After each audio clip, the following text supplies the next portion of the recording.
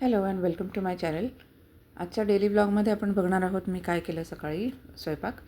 तर फोडणीला मी तेल गरम केलेलं आहे, त्याच्यामध्ये मोहरी घातली, ती तडतडली की कढीपत्ता, हिंग, हळद आणि चिरून घेतलेला दोडका, नंतर तिखट गोडा मसाला हे घातलेलं आहे. मिक्स करायचं आहे. चवीनुसार मीठ, जिरं पावडर अर्धा चमचा आणि थोडेसे साखर असं घालून पुन्हा एकदा मिक्स केलं आहे. आता हा दोडका जो आहे त्याच्या फक्त शिरा काढलेल्या आहेत, मी पूर्ण साल काढलेलं नाही आहे चिरताना. तर थोडंसं पाणी घालून मी झाकण ठेवलेलं आहे. आता दोडका शिजला आपला की त्याच्यामध्ये थोडंसं ओलं खोबरं घातलेलं आहे मी. तर ही आपली दोडक्याची भाजी रेडी झालेली आहे. आणि अजून आता आपण बाकीचे पदार्थ बघूयात काय काय केले. पोळी भाजी तर रेडी झालेलं आहे माझं. ब्रेकफास्टसाठी मी इडली सांबार आणि चटणी असं केलेलं आहे. हे बघू शकता, आपलं सांबार रेडी झालेलं आहे.